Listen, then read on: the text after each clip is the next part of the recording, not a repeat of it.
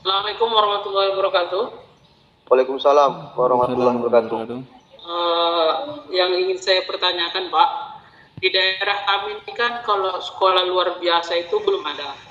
Jadi ada beberapa siswa yang masuk ke sekolah kami dengan dengan berkebutuhan khusus. Ya. Sementara siswa satu kelas itu banyak gitu, Pak. Mungkin di satu kelas ada 2, ada 1 gitu. Jadi kemarin saya sedikit cerita, saya ikut juga pelatihan pendidikan seri inklusif untuk mencari tahu bagaimana cara menghadapi anak yang berkebutuhan khusus. Cuman kalau sekolahnya tidak ada fasilitas atau yang untuk anak yang berkebutuhan khusus, itu dilakukan seperti ini, Pak. Sudah ada yang keluar dari sekolah karena mungkin juga sedikit kewalahan gitu.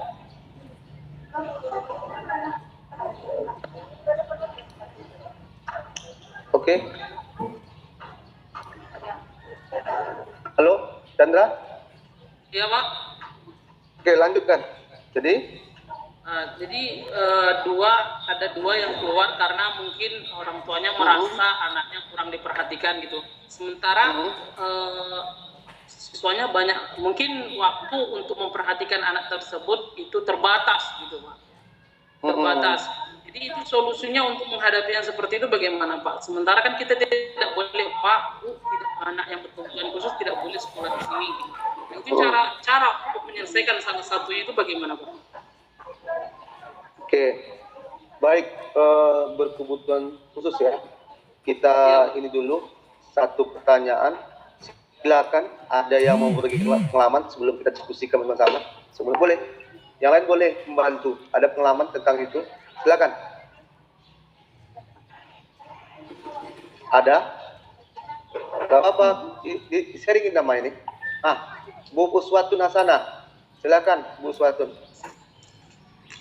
Assalamualaikum warahmatullahi wabarakatuh. Yang lain tiket apa mikrofonnya? Oke, Waalaikumsalam. Silakan Bu Atun. Sedikit berbagi pengalaman ya Pak mengenai yang pertanyaan Pak Chandra tadi.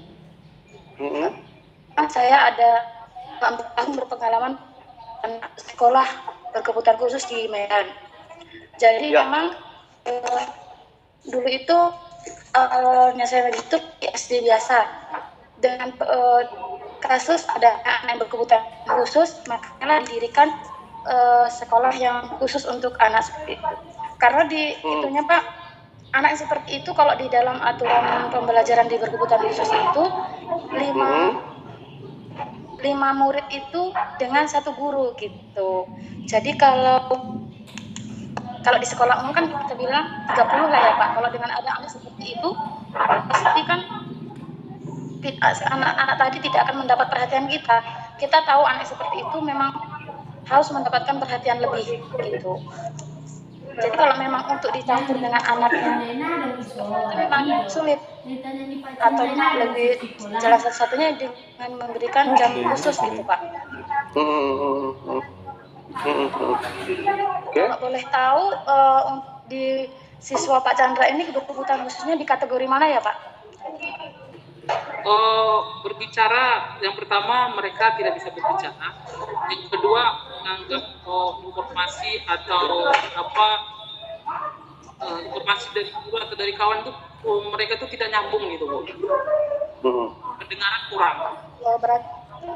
Berarti tadi yang tidak bisa berbicara kita kategorikan tunarungu ya Pak, karena itu kategori tunarungu. Kalau yang itu mungkin di tunagrahita. Sedangkan untuk tunarungu dengan tunagrahita itu kalau di pembelajaran khususnya itu sudah beda, untuk pengampu atau guru itu sudah berbeda. Karena kan kalau anak tunarungu itu pengajarannya harus menggunakan wajah dengan kita. Orang itu tidak bisa mendengar, tapi orang itu bisa melihat gerak bibir kita. Jadi masalah sekarang bukan guru yang untuk mengajarnya itu tidak ada gitu. Jadi fasilitas juga kurang gitu. Sehingga orang tua itu merasa anaknya tidak diperhatikan. Dengan tersendirinya orang tua itu berhentikan anak di sekolah. Karena di daerah sekolah luar biasa itu ada.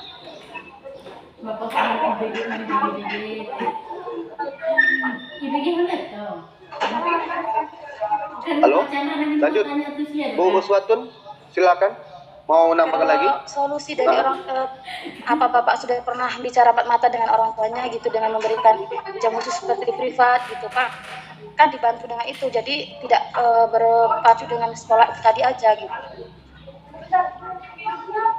Ya, sebenarnya dua sih Bu. Satunya orang tuanya mengaku kekurangan anaknya, sedangkan yang satunya itu tidak mengakuinya, sehingga dia ya kalau memang sekolah nggak bisa mengajar anak saya, ya sudah saya keluarkan aja gitu. Jadi komunikasinya ada kurang gitu.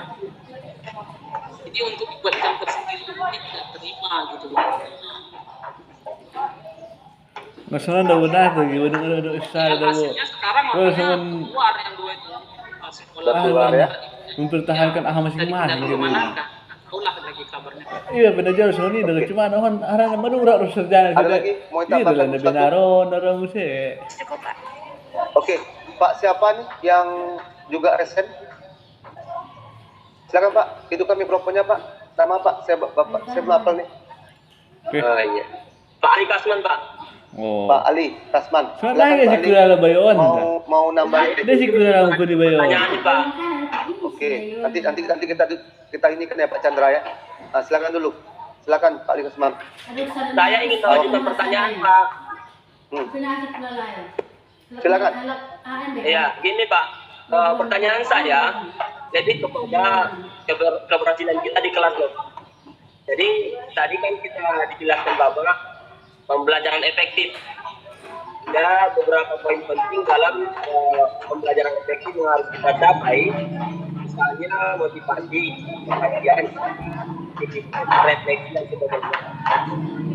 Begini loh Pak, menurut saya pembelajaran efektif itu sangat sulit kita capai karena memang ada masalah-masalah besar yang mengintai kita sebagai guru honor. Misalnya nih Pak, faktor yang paling besar masalahnya ada 3 secara saya dalam besarnya. Yang pertama itu jumlah siswa yang tidak seimbang seperti yang disampaikan Bapak tadi. Idealnya seharusnya jumlah siswa itu hanya dan kita di kelas itu karena sekolahnya sekolah dengan murid yang sangat jumlah besar banyak, kemudian fasilitas kurang, itu jumlah murid kita ada 40, ada 35 per kelasnya. Yang pertama. Yang kedua, fasilitas kita yang kurang. Fasilitas kurang itu bisa berarti dalam pengadaan tempat. Kemudian ada perhatian orang tua yang juga kurang dari murid sendiri. Kemudian yang ketiga, ada faktor dari diri sendiri. Masalah-masalah dari diri sendiri. Misalnya kita sebagai guru honorer dengan gaji yang sangat kecil, Pak. Kita di sekolah dituntut menjadi guru yang profesional. Tetapi di rumah kita dituntut menjadi ayah yang baik, mencukupi kakak. Kadang Pak, kita dalam mengajar, pemikiran kita yang Bapak bilang tadi, ruh kita itu tidak di sekolah Pak. Jadi ruh kita itu di rumah, memikirkan bagaimana pulang nanti di rumah sudah masak nasi, ada beras gitu Pak. Nah ini dia masalahnya Pak. Jadi menurut saya apa sih solusinya yang itu supaya pembelajaran kita itu berhasil loh, efektif, tapi mengedepankan nilai-nilai tadi. Jadi terlepas itu kita tetap dituntut menjadi guru profesional, guru yang kompeten, tetapi itu sangat sulit menurut saya. Dan itu sudah saya alami.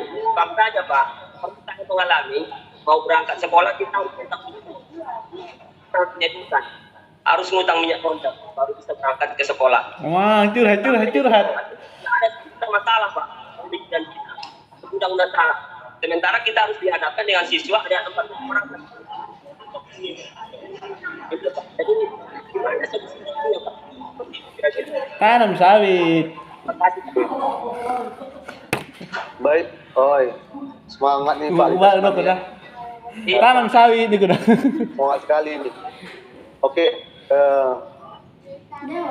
tentang pembelajaran efektif, ya banyak faktor-faktor yang bisa membuat pembelajaran efektif itu tidak berjalan, kan begitu ya? Iya. Salah satunya pun dari guru tersebut. Oke, saya tetap meminta diskusi yang lain. Silakan, ada yang mau menyampaikan berbagi pengalamannya atau cara yang diminta Mahal. oleh Pak Ali Tasman ini. Silakan. Ada yang lain? Pengalaman dia udah tinggi-tinggi kan. Kenapa dia sudah bawa kaitan? Ada. Oke. Oke, baik. Saya yang pertama dulu kita diskusikan rangkum ya. Apa yang pertanyaan Pak Chandra tadi ya, Pak Ali sebentar ya. Ya. Yang disampaikan oleh Pak Chandra hari ini dalam sekolah beliau, tempat beliau mengajar, ada siswa yang berkebutuhan khusus. Tapi karena memang ini kan fakta ini, karena tidak mampu untuk mendampinginya, untuk melakukan pembelajaran dengannya, akhirnya orang tuanya Udah rendam. mengambil anak kembali ya, tidak lagi bersekolah di situ. Kan ini masalah. Ibu Swatun tadi punya pengalaman yang menarik sekali, bagus pengalaman. Ya. Artinya apa yang kita sampaikan tadi perlu pendekatan ya. Sekali lagi pendekatan ini tentu berbeda. Adik, putri malam.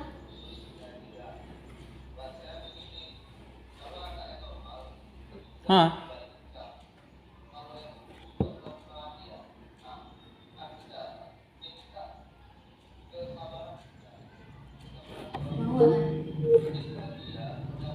Saya udah dengar kok.